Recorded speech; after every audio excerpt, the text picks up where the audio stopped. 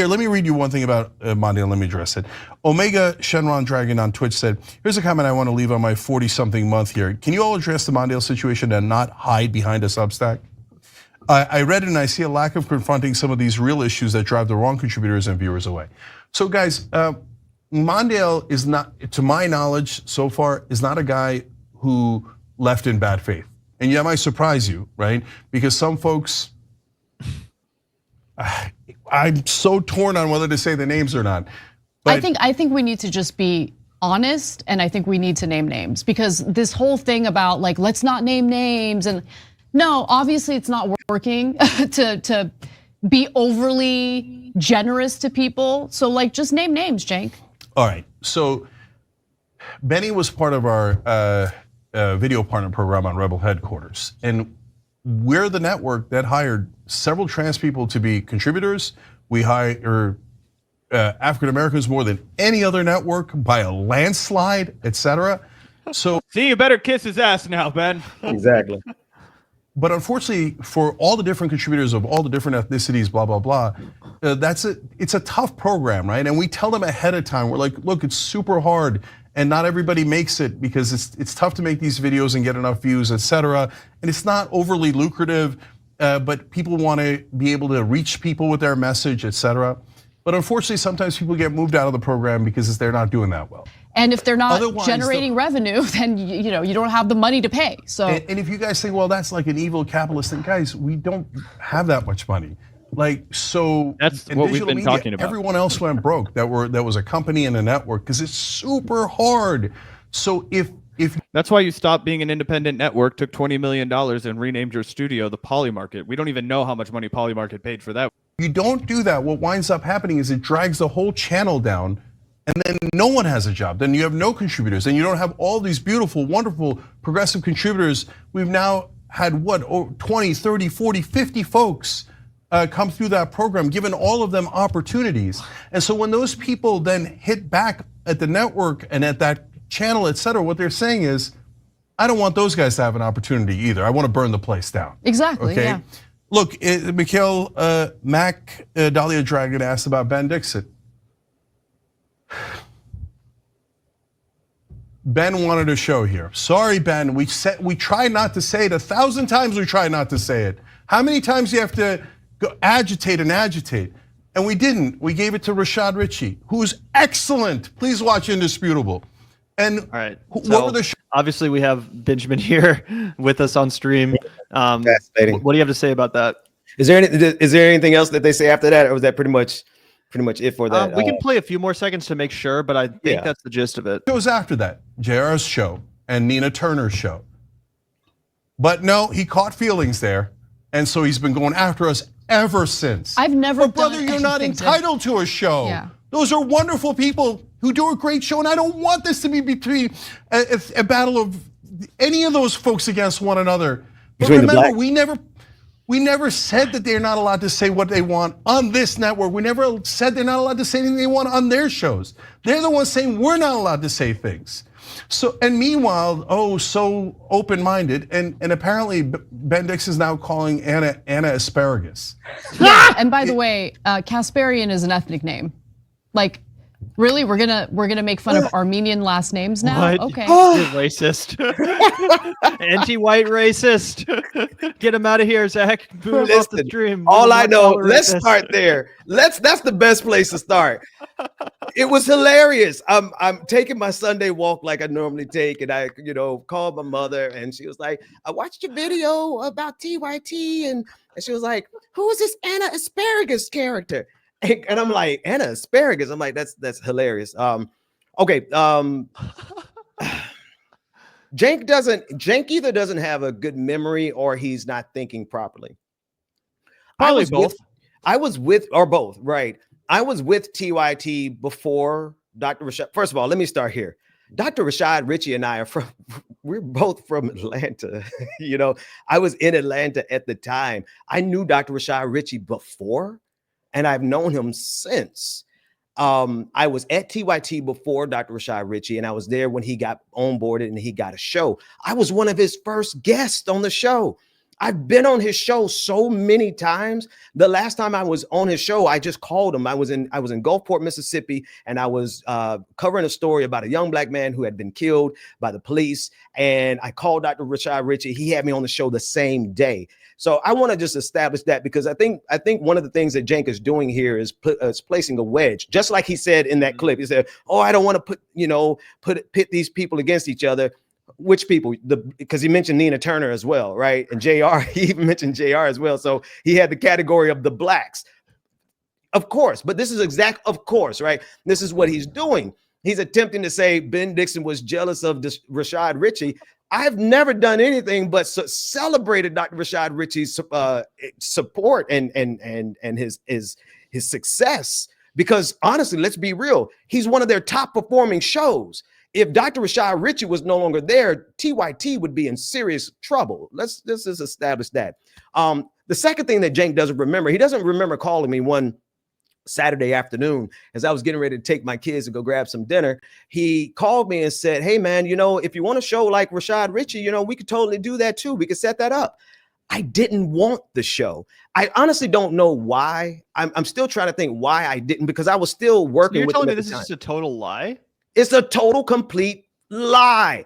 In fact, I figured he was BSing, but he just totally is completely fucking lying here. Complete and total lie. He can ask Judith Ben. I can't pronounce her last name. I have some screenshots for you.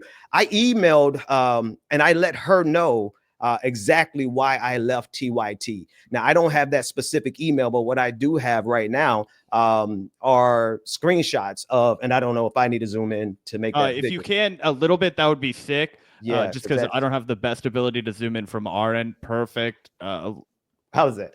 Right there. That looks great. So this is one of the other things that you told us before you came on, Ben, that's totally crazy. So not only did they completely lie about how you did not want a show after, the same concept as Dr. Rashad Ritchie, you didn't. And also, we have to point out the fact that it is completely crazy that they were like, "Oh no, like we're not trying to pit all of the black guys against each other. That would be crazy." Meanwhile, that's exactly what they were doing in a very obvious manner. Yeah. Crazy to reach for Nina Turner, who I don't even think contributes to that network anymore, but he still boasts her name for clout, to kind of anchor himself to that legacy movement of Bernie Sanders, because Nina Turner was such a well-known surrogate for the Sanders campaign. But this other thing you're about to tell us about your contract disputes on a granular level just show the predatory and weaselly nature of Cenk Uygur as a businessman. This is why I left. The reason I left is because the contract I had with TYT, as you can see highlighted in blue, Facebook Video Creator Program. I signed up with them to create videos for Facebook. The contract I signed with them was an agreement to get paid a small little amount of money for a video, $125 per video. Let me just, like, why would I not say it at this point? $125 per video, right? Which honestly, when you take hours to edit, it really, you start clocking and say, am I really making enough money? But that's fine. Don't forget Uncle Sam's cut too. And it's really about it. I will give Cenk this. We take these things because you want to get your message out. That's why we did it. The contract was for Facebook. I looked up a few weeks later and I saw all of my content on YouTube. And I saw that my best performing videos weren't on Facebook, they were on YouTube. And we would get bonuses based on how our videos performed. And so I gave them a little while. I gave them a couple weeks before that one pay cycle. This relationship where I actually had a signed contract with TYT, I think was a month, because I wanted to see, I said, give them a second. Perhaps they are going to include the views from YouTube inside of our agreement, because you're a better man than me, Ben. Say that again. Oh, you're a better man than me. well, listen. I said I wanted to see. Let me see if it's going to be on the check. That's what I wanted to see. Like, let me not blow them up yet. Let me see if it's going to be on the check. And sure enough, there was no mention, no money, nothing for the videos that they took from me underneath the contract that was supposed to be for Facebook only. They put it on YouTube, and there my videos were getting 100,000 views on YouTube, and I got nothing from it. I didn't even get another $50. I didn't get another $10. They only paid me for the work on Facebook, but not for what they did. And there's nothing in the contract.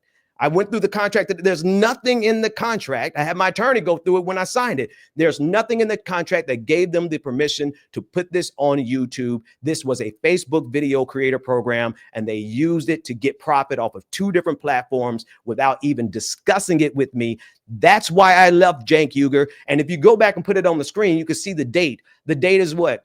June 4th, 2021, over 3 years ago. Now, if I was upset, if I was bitter, if I was jealous, I would have said something 3 years ago. But I sat on it. You know why? Because sometimes bad business deals happen.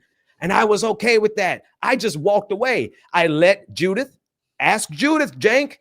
Judith was so furious with me because I said, I'm not doing this anymore. Love you. And I was so polite and I was pleasant with her. She was so enraged that I literally had to tell her, listen, we're going to have this conversation another day when you have calmed down, because she did not like the fact that I had the temerity and the gall to walk away from TYT because I didn't like their business practices. So for Cenk to turn around and say, go ahead. Who's Judith again? For anyone who's Judith was one. Judith is you see her name in this email. She's one of the I don't want to call her a producer because she's more than that. I guess she was like a recruiter and one of the main business partners there. She was an employee of the Young Turks network. Right. She's an employee of the Young Turks network. She was the one who really, reached out and for months we tried to make the deal. And I get it. For months, they tried to get me to sign a deal. For months, I wouldn't because I wanted to take my time. And I had my own thing going. Here's a big thing. I had my own show. At the time, I had my own morning show. The morning show was doing great. So I think that probably was the reason I'm like not really interested in getting a show. But Cenk Uygur called me and offered me a show just like Dr. Rashad Richey. He even used Dr. Richey's name. Shout out to Dr. Rashad Richey, because I don't want anyone to ever think that there's anything between he and I except love. I love that brother. He is successful. He is brilliant, and everyone should still support his show. And if he leaves TYT, TYT is dead. That said, Cenk Uygur offered me the same type of plan that he had for Dr. Rashad Richey. I turned it down. And then after I finally signed this contract, or after I finally realized that they were making money off of me on YouTube as well and not paying me and not even addressing it. Can we jump in there? Because this is huge. This is ginormous. For everybody listening, this is theft. This is a huge, this is larceny. I don't know what the correct legal term is for that, but what they've done is they have stolen his content, his art, his platform, his work, right? Imagine I take the car out of your driveway, right? I sound like a capitalist, but this is the reality. I take the car out of your driveway and I sell it. And you're like, well, you told me I could drive your car. Like, you know what I'm saying? It's crazy. A video that gets 100,000 views on Rebel HQ, that's probably what, $6-7 per 1,000 views. So you guys do the math, $700 that was just stolen on multiple occasions for you. At that point, you're talking about grand theft. And in a very Trumpian manner, Cenk was used to being the mafia don. He was used to being the kingmaker for progressive media. He was like, oh, you should be able to take those L's because I'm going to cut you off a piece on the back end, and you don't want to burn any bridges with me because I'm the sheriff in town. I'm the big kahuna. You know what I mean? And you had your spine. You said, fuck you, dude. I'm not doing this shit. I can make it on my own. I don't need you. But so many people, they think, oh, I have to play this game. Like, so many people think, oh, I'll just sign the contract and it'll work out. Cenk's a good guy. He runs a progressive network, but then deep down, he's a fucking snake. He's a weasel. And he not only tried, but he successfully stole from you, man. Look, I guarantee you there are so many other creators who have this same exact contract, right? This is a boilerplate contract. So I know I am not the only one who created content for TYT underneath the contract that said that they would pay us and they will post this on Facebook. The name of the program was Facebook Content Creators. And then lo and behold, they take our content and put it on YouTube, make money off of it, and not share or even talk about it with us. I know that there are more out there, and maybe they need to all come out and say this as well, because I really, really don't appreciate when I know Cenk is Turkish, but he's operating in white supremacy. the number one tool of white supremacy is dividing and conquering. It doesn't matter what race you are. It doesn't matter if they divide and conquer Latinos from blacks all the time. But what he tried to do with that clip is say that Ben was jealous of Dr. Rashad Richey. Me and Dr. Rashad Richey are down like four flat tires. Well, I really appreciate you clearing the air. The only other thing I'm confused about, because it almost seems like it would be the opposite from Cenk's perspective, is he says that he feels that Mondael Robinson left in good faith, even though Mondael like was pretty explosive and dramatic when he decided to leave TYT. He let all this out in the open. He, decided to be very honest about his opinions on the network. But when you left, it seems like you actually did it in a very like quiet way, like in a way that was like very restrained. You said, I'm going to sit on this. I'm not going to make a big deal about it. I'm not going to try to like turn this into a big thing. I'm just going to peace out. So why is Cenk acting like there was more friction or more beef when you left than when Mondael left just a couple of days ago? Why does he have more like trust for Mondael? Do you have any insight into that? Well, he's probably scared of Mondael. Mondael is like twice my size, man. Mondael is massive. Anyway, I'm joking. No, he's twice my size for real. But I was wondering if there was any more context in the video where he ever explained that. But I think he honestly does realize how hot Mondael is right now, and to go after Mondael any more than he already has would be very detrimental to them. I think he probably feels like because I've been off the scene, I have been away for a while. Like I've been off the progressive scene for at least 2 years. So maybe he thought I was a non-commodity. But Cenk, sir, you must have forgot. Yeah, you came out swinging, bro, and you got his ass. Yeah. It is what it is. And even now, check this. Even when I came on you guys' show the first time, even when Mondael quit, I have never shared the details. I always just said it was a contractual disagreement, and I left it there. I learned that discipline from another contractual disagreement I had with another somebody who I won't mention because of a non-disclosure agreement and attorneys involved. But I learned that discipline, and I realized it's actually a good practice to not air your dirty laundry. If you don't have to go to war and put details out there, you don't have to. But what Cenk and TYT is, and Cenk and Anna, because I want to be clear, it's not all the TYT.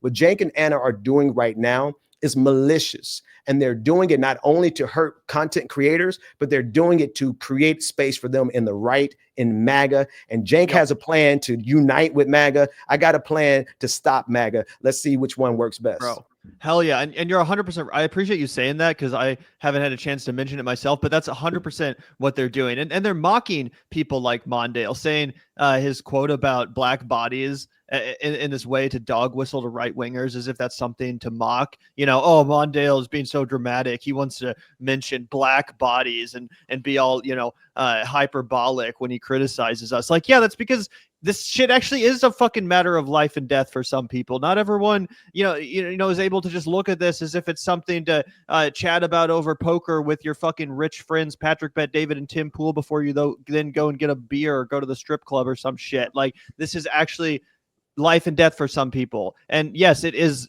something that Mondael's invested in. He's the fucking mayor of a town. He literally has a constituency. He's a public servant. So yeah, black bodies are on the line, as cringy as it sounds or whatever to you, Cenk and Anna. But yeah, they're using that as a fucking dog whistle to get right wingers on their side, to make it seem like everyone who has a criticism of them is a hysterical, SJW or something. And like, this isn't actual fucking substantive criticisms. Yeah. If I just say one last thing on this, and absolutely thank you for pointing that out. I just want to emphasize something. Nobody is opposed to TYT being successful. In fact, I think every single one of us, you guys included, and everyone in your audience wanted TYT to be extremely successful, but for the purposes of forwarding progressive values. And if you come to the point where you're no longer forwarding progressive values in critical places, you can be 98% progressive, but if you're going to do things that harm the LGBTQIA community, things that harm immigrants, that harm black people, that harm minorities, we got a problem with you, and we should have a problem with you. We're not pocket watching. We don't care how much you make. Good on you, make the money. But when you take donations from people who are investing in you to be a progressive, and then you leverage that to get you space in MAGA, we'd be less than progressives, less than humans if we didn't challenge you, Cenk. Dude, hell yeah. Also, we're going to keep watching a little bit more of this, man, but feel free to dip whenever you need Yeah, to. I got to get ready for church, man. I got to go and detox and meditate, get all this out of me. So let me get out of here. And I appreciate you guys having me, man. And shout out to you all for this Saturday show and having more people on your Saturday show than I've ever had on my show. Salute, man. I'm proud of you guys. Hey, man, we are very grateful that everybody's tuned in. It's thanks to collaborations with community members like you, Pastor Ben. We hope to have you back in the near future. We're going to continue to rock on. I hope you have a very Merry Christmas. Yes. Take some fun time off of this political madness with the family, and we'll hit it hard in the new year, man. Love you, brothers. Take care of yourselves. Yeah, dude, 100%. Thank you for stopping by, Pastor Ben. I hope you guys appreciated his insights, contributions, perspectives on all of this. But holy shit, I mean, that's crazy. I like I said, I knew Cenk was lying in some way. I knew he was bullshitting in some way. But to find out that it's basically the exact opposite, that he's the one who offered Ben a show, and Ben was like, "No, I don't need that shit. I don't need your stupid show, Cenk." What an absolutely insane revelation. Why would Cenk even lie about that in the first place? I mean, did he really think that Ben Dixon wasn't going to correct the record? I think he just thought that he was going to take it on the chin, or that it wouldn't matter, or there wouldn't be a show like us to amplify Ben, and then, or that Ben wouldn't just go take his. I have no idea what he was thinking, but for Ben to come on and reveal that he thought having a progressive outlet was so important that he didn't want to tarnish their reputation that they'd stolen from him, guys. I want to be clear. Oh, okay. yeah. Gavin and I would be so fucking crazy pissed off if somebody did that to us. I would be beat red on this camera screaming about them every single fucking day, dude. Stealing $700 from a man with a family? Are you kidding me? When you have just being a greedy little shit bastard like that is one thing. Then lying about the guy and trying to act as if he was somehow willing to cut the legs out from underneath his homie, Dr. Rashad, who he claims he's still very close with. Obviously he is. I just don't know their relationship like that. It's like, what the hell is the matter with you, dog? Like, what's to stop Dr. Rashad from coming out and being like, why are you lying about my friend Ben from your own network? Let's hope he does. I mean, honestly, I would if I was him, but it's his call to make. It's crazy. So theft, brazen lies, breach of contract. Does this sound like the home of progressives? And that is why I have been a little bit more on thin ice with people in the comment section that are like, when are you guys going to stop with the drama coverage? Dude, this is a massive scandal. This is a huge scam. If we were talking about a Fortune 500 company, they would make a Succession style show about this. That's how bad this is going on. But people want to pretend that that they're above the fray, that they don't want to talk about workplace exploitation, that they don't want to talk about the brazen lies that are coming from the largest progressive news outlet.